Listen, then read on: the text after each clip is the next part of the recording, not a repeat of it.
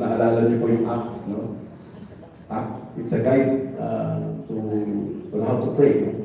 Adoration, contrition, thanksgiving, and supplication. So may mga component po yan na pwede nating as we start our prayer. No?